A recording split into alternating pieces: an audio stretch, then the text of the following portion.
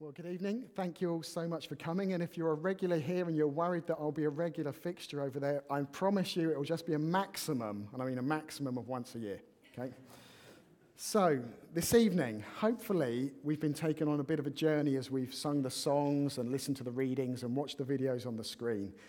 We started off in the Old Testament with some words spoken by Isaiah, where he said that one day someone is coming, a child is going to come and is going to enter into history, and it's going to be like light breaking into darkness. So looking forward to that day, Isaiah said those words that are on the screen, those who live in a land of deep, deep darkness, for those people, a light is going to shine. It's going to be an incredible moment. Now, I don't know how you react to light, because you can react in a number of different ways. A bright light suddenly coming into your world when you are in darkness, that can be blinding for you. You can grope around and not really see what's going on. Like when someone lets off a flash bulb when it's pitch black at night. You just can't see for a few seconds. That's what light can be like. Or maybe when you think of light, you think of a warm, inviting fire. Something to come close to, something which will warm you up, something nice and sentimental. Maybe you think of light like that. Light can be also irresistible, the way moths are just drawn to a bulb. Or as they were when I drove down the hill from Watfield earlier on, moths are drawn like anything to my headlights, and they kill themselves. A light can be irresistible to us. But also, light can be something that can expose us as well. When we take our photos, how many of us like to have the right kind of filter on our pictures? Because if we know that if we have our face showing just as it is, it will show up all the blemishes. Christmas is a light to us. And I just wonder, of those various reactions which you can see kind of demonstrated on the screen there, when you think of Jesus, which one is he to you? Is he something to be avoided? Is he welcoming? Is he a sentimental picture? Is he irresistible? Is he exposing? Or is he a mixture of all of these things all at the same time? That's what I'd like us to explore for just a few minutes. What is Jesus like to you? And as Greg said, over this Christmas, we are unashamedly doing a series about God being with us. That's what we think Christmas is all about. That when Jesus was born, it was God walking on this earth. He breathed our air. And so when Sian read earlier on, she said things that reflected that. Things like the one who had no start and knows no end became confined in time and tense. At one point in history, God was contained inside cells dividing in a woman's womb. 1 cell, 2 cells, 4 cells, 8 cells. She also said that Christmas is God as the playwright stepping onto the pages of history. But why does he do that? Why does he step into history? Is it to expose us? Is it to blind us? Is it to be a warm, welcoming fire? Why does he come into history? Now, tonight we're thinking about what it means for God to be with us in the mess of life.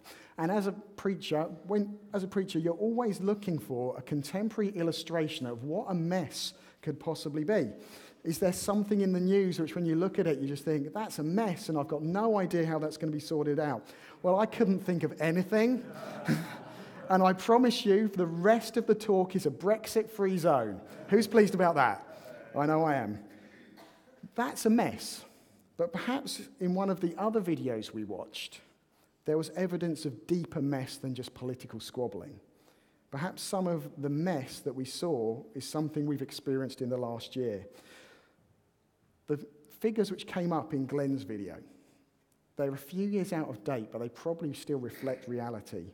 This Christmas, or most Christmases, at least 250,000 elderly people will spend it alone. That's a mess. That's a mess. 80,000 children will be homeless at Christmas. That's mess. 500,000 people will have lost someone this year. So parents will have been lost. Grandparents will have been lost. Even children will have been lost.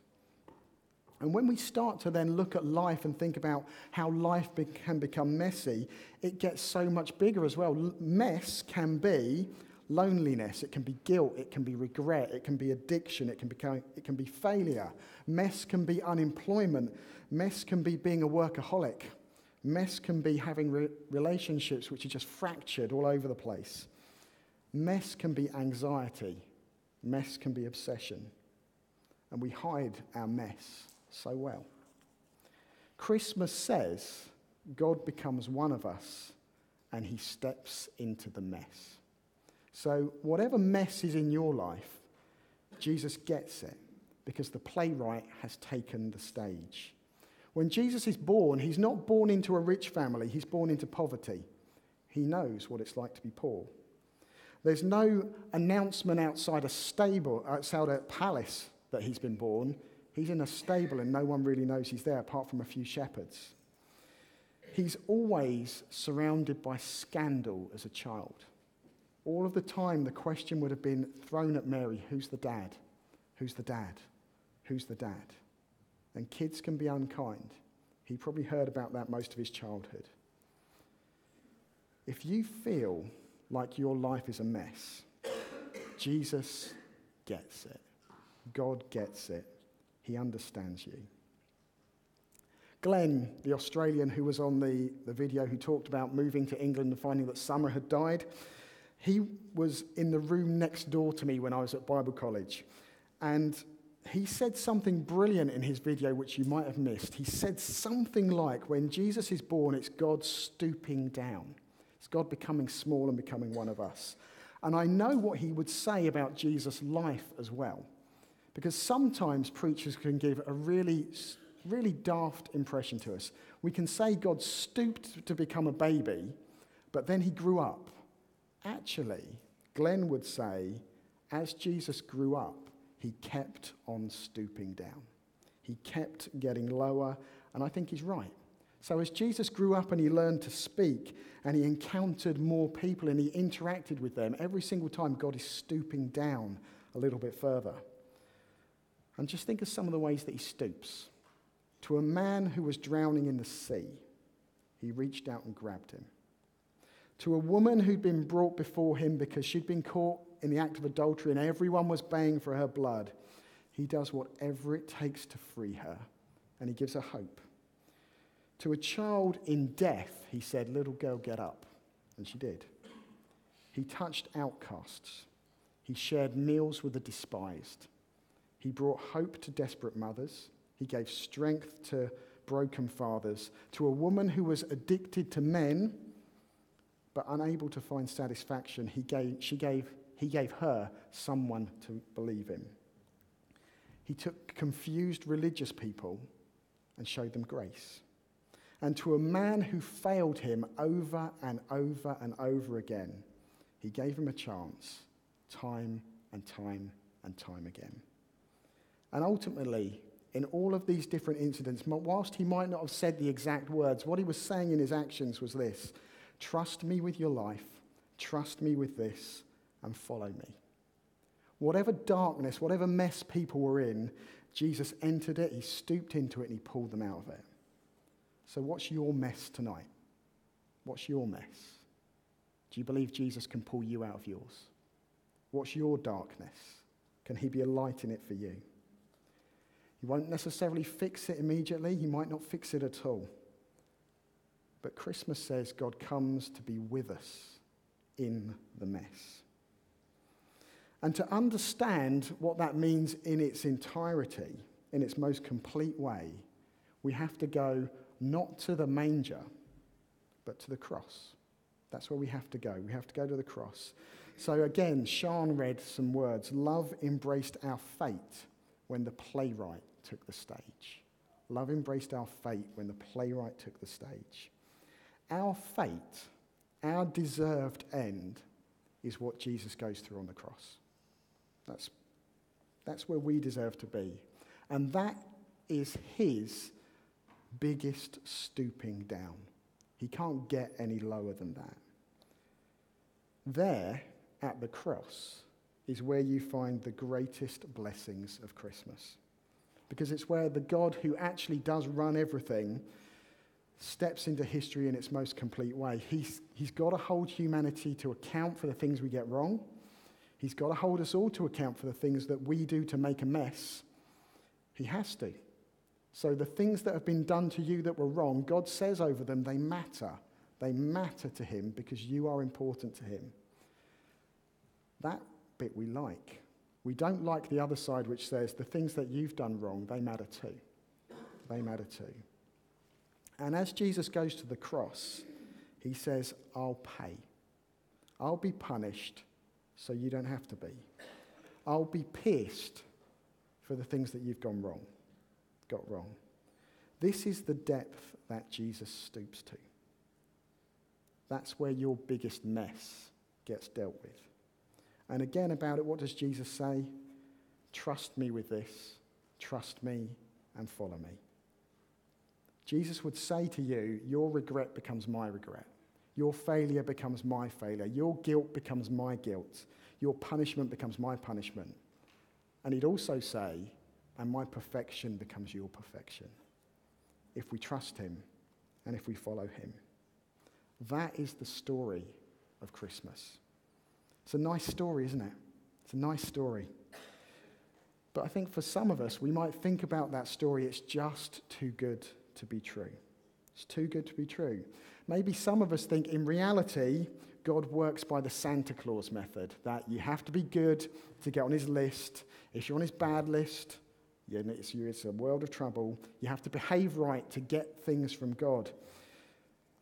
As a child growing up near Christmas, I used to hear a lot, tidy your room, Chris, or Santa won't come. Some of us think that's how God works.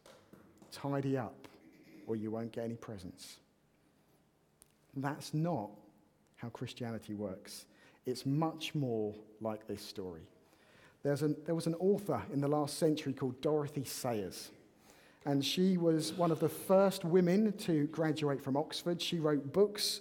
She wrote detective novels about a character called Lord Peter Wimsey. He solves crimes, and in these books, he's an eccentric, and he goes around, he solves things, but he's a little bit of a mess. And about halfway through her novels, a character suddenly appears in the books, a character called Harriet Vane. This Harriet is a writer of detective novels. She's one of the first women to graduate from Oxford. Her character meets Lord Peter Wimsey's character, and they fall in love, and she heals the imperfections in who he is. What had she done? Well, as the author of the book, she looked at her creation, she loved it, she saw his pain, she recognized that he needed someone to come into the story and to heal him. So what did she do? She wrote herself into the book. She wrote herself into the book. She loved her creation and she wanted to save it. Despite all of his flaws, despite all of his eccentricities, she wanted to save her creation. That's Christmas. That's Christmas. God looks into the creation he made and says, I want to save it. God looks at you and says, I know all your flaws. I know all your eccentricities. I know all the things that you get wrong. And I want to come in and I want to save you. When Jesus arrives as a baby, it's the beginning of that process. God sees you exactly as you are, exactly as you are. He sees the mess that no one else sees. He sees your face behind the filters that you put on the photos. And he'll go into your mess to save you. And so coming full circle, how should we respond to Jesus at Christmas time? If he's a light in a dark place, what kind of light is he? Is he a light that repels you? He shouldn't be. Is he just a sentimental story that you trot out at this time of year? He shouldn't be. Is he someone that should be irresistible? Yeah. He should draw you like a moth to a candle. Does he expose you? Yes, he does. But he does it to save you. And so Jesus has written himself into the story to save his creation. And today he says, trust me and follow me. Christmas always deserves a response. So if you've come tonight and you don't normally come to church and you're thinking, well, that was a lot of nice nonsense. Thank you so much for listening to me patiently. That was very, very kind of you. If you're thinking to yourself, it sounds too good to be true, but I wish it was. If you hear that story of the author that writes herself into the book and you think, I wish that's how history worked, but you're not sure, one of the things you can do is investigate who Jesus is. We regularly run a course here called Christianity Explored. You can come to that. You can ask any question you want. You can come to 1 week and decide that's nonsense and I don't want to come anymore. You can ask any question, and there is no obligation to believe any of it at the end of it. If you would love the story of Christmas to be true, why not do that? Maybe for some of us, we just know it's something we've got to embrace. Maybe we've been trying to push Jesus away for a long time, and we realize we've got to embrace him. Today would be a good day to do that. And maybe for some of us, we've wandered away from Jesus, and we know we need to return to him. If that's you, you can do that today as well. So I want to encourage you, if you feel life is a mess, it's okay. God came to be with us in the mess, and he came into history to save his creation. We're going to pray, and then we're going to sing some more songs. Let's pray. Lord Jesus, we want to thank you that you are the God who looked at us, loved us, and wanted to step in to save us. And so we ask this evening that however we relate to you, we would take a step closer to you. So if we've been following you for years, help us to draw closer. If we've drifted away from you, help us to step closer. If we're someone who's thinking, I would love this to be true, but I don't know if it is, help us to take that brave step of wanting to find out more. And if at this moment we are still unconvinced, may we not rule you out, but always, always keep an open mind about you. And we ask this in your precious name.